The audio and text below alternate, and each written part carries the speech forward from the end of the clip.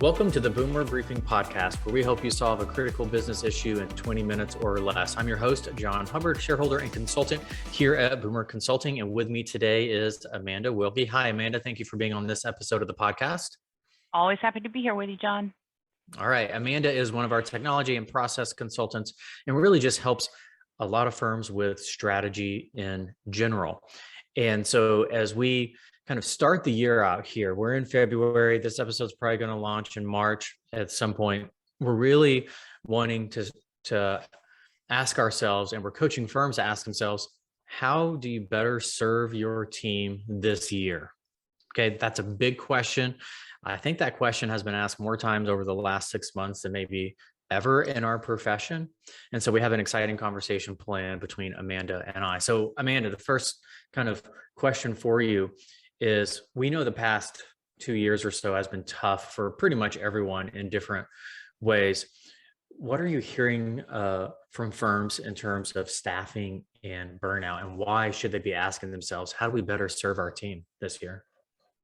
Well, Jon, I'll start with saying I kind of chuckled internally when you mentioned that it's February, because I'm like, wow, it's not only February, like it is almost March.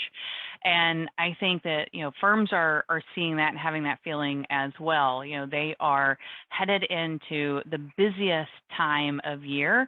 But like you said, the last 2 years have been extremely busy. I mean, tax season was expanding even before 2020. And now we feel like there are no breaks and that we are working, constantly. So we do continue to hear firms talk about the challenges with talent and attracting new talent, but on top of that, actually keeping new talent and finding ways to keep the staff that they have engaged in this kind of new normal that we're entering into, where some of us are in person, some of us are remote, some of us get together, on certain days. There's just an infinite number of configurations now. So it's becoming harder and harder to actually get people to feel like they are connected to your firm, and get people to feel like they are actually connected to the people in your firm. Because let's face it, Jon, very few people stay around at a firm because they admire the way that the firm was started in a single office, or in someone's basement 50 years ago, and now it's grown to be a very successful firm. People don't connect to those things anymore. People connect to the other people in their firm. So a lot of firms are trying to figure out how you keep people feeling connected. That's great. And, often the question is also like, what can this firm do for me in my career, in my role? How can I enjoy what I'm doing? So I love you talking about engagement there. I think that's key. So I know you work with a lot of firms, Amanda. How do you see firms approaching this topic? Are there strategies you see firms implementing that are working? Are there tactics that seem to be resonating with staff and team members within firms? Can you just speak on the various ways you're seeing that unfold? Yeah, there's definitely a few things that firms are doing that's making them more successful. I think, to sum it up, Jon, it's about intentionality. You have to be intentional about connecting with the people that you work with and encouraging them to connect. So not always talking about, about work, not always talking about the clients or the due dates, but really connecting. And like you said, what is this firm really going to do for me? So there's a lot of great ideas, but I'm going to share a couple that Jon, I'm sure you'll link this in the show notes, but our solution advisor, Deanna Perkins, actually wrote a great article in the recent Boomer Bulletin about 3 ways to better serve your team in 2022. And so I'll share a couple of things, couple of highlights from that article. One, Jon, is conducting stay interviews. So asking people why they actually choose to stay at your firm. You may find that there are some perks that some like. You may find that there are some things that people don't even know about with your firm, but ask them why they actually choose to stay. And also, going back to, what can this firm do for me? Ask them how they want to grow Ask them if there is a stretch goal or a special project or something that's outside of what they normally do that they would really like to focus on to really push them a bit, and then support them throughout that stretch goal. Ask them how they actually see their strengths being used, because they may feel like they have some strengths that you don't even know about, and you may be able to leverage them differently. But the goal is to just keep them talking, get them talking, and understand what's important to them and what really motivates them as well. So that's one thing that we're seeing firms do, are the stay interviews. Another is evaluating the firm's growth strategies. So, many firms are looking to get new clients. We're actually talking to a lot of firms who are looking to get just the right clients. They're really focused on client filtering. And if you focus on growing the right clients, your staff are going to be more engaged. But then also taking those clients, and you may not need a bunch of new clients. Perhaps you just need to introduce those new clients, those ideal clients, to new services or different services.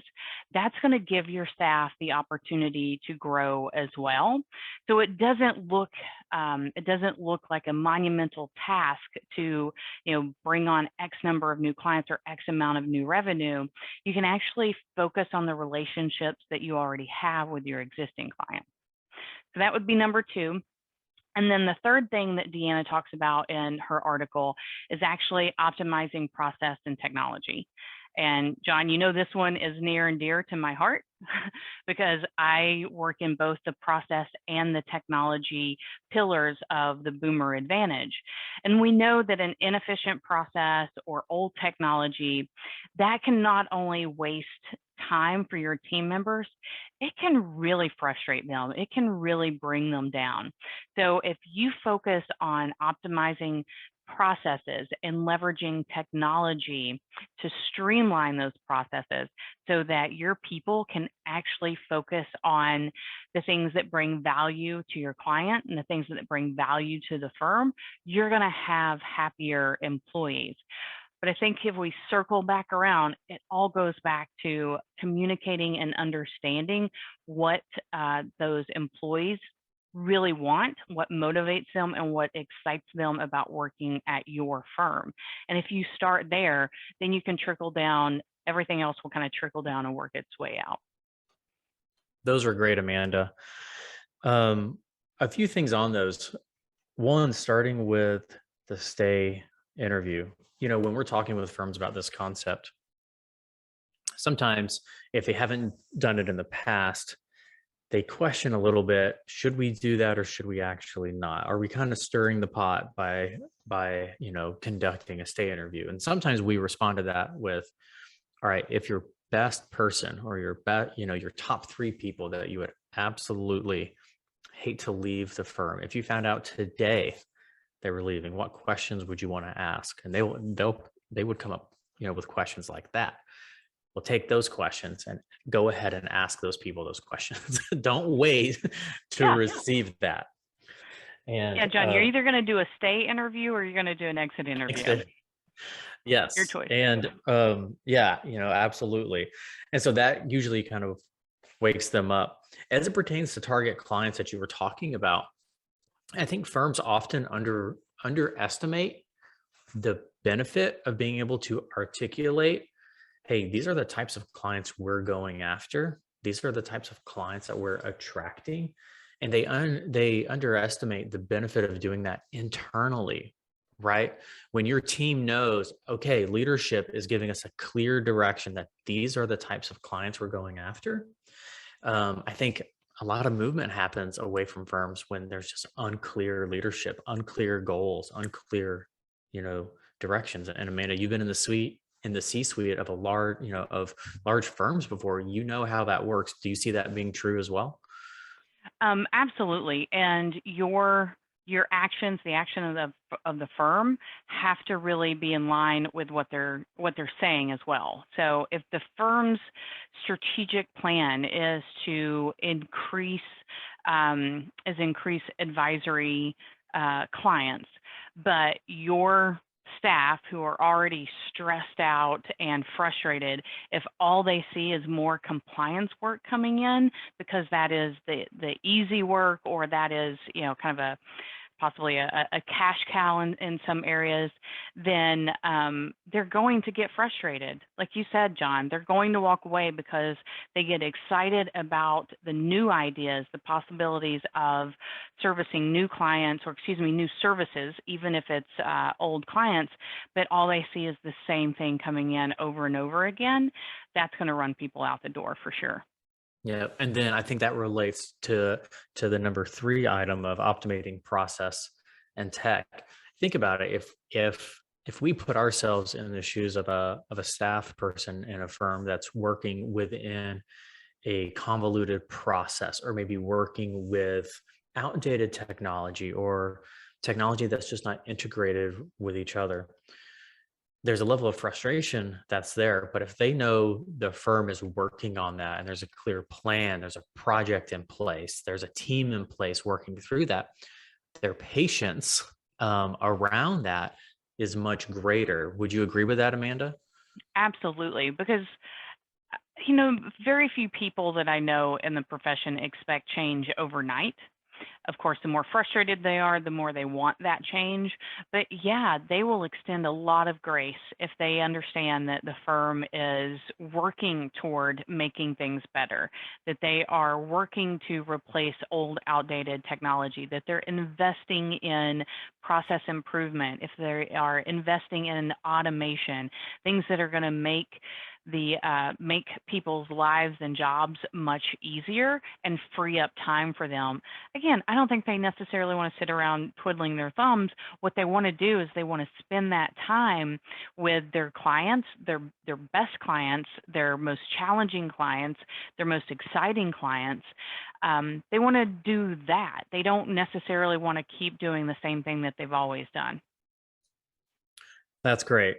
So to summarize, the 3 kind of strategies you're seeing, and that Deanna mentioned in her recent article: stay interviews, number 1. Number 2 is identifying target clients or attracting better fit clients. And number 3, optimizing process and technology. So, Amanda, for our listeners, hopefully our listeners are intrigued by this conversation and thinking, yep, we need to be tackling maybe 1 or 3, or all 3 of these strategies. What's your recommendation for maybe a next step? Yeah. Well, first I would read Deanna's article, Jon. That's where I would start. But they're always welcome to reach out to us. I'm always happy to sit down and have conversations about what we're seeing in firms, what we're hearing from people in the boomer communities, what we're hearing from firms that we are consulting with. So I think the conversation is always a great starting place. Yep, that's excellent. And you mentioned just now how we do that. We love to share, here's what's going on in another firm, and connect the dots. Say, actually, you go speak with that person, right? As much as we can fast track firm success, which I think was your point, that's what we're interested in doing. And so thank you for highlighting that, Amanda. All right, so that brings us to our time frame for this episode of the Boomer Briefing Podcast. Again, Amanda, as always, thank you for being on. Thank you, Jon. And for our listeners, if you enjoy this podcast, if you like these topics, we release new episodes every Tuesday morning. So please go ahead and subscribe. Thanks so much.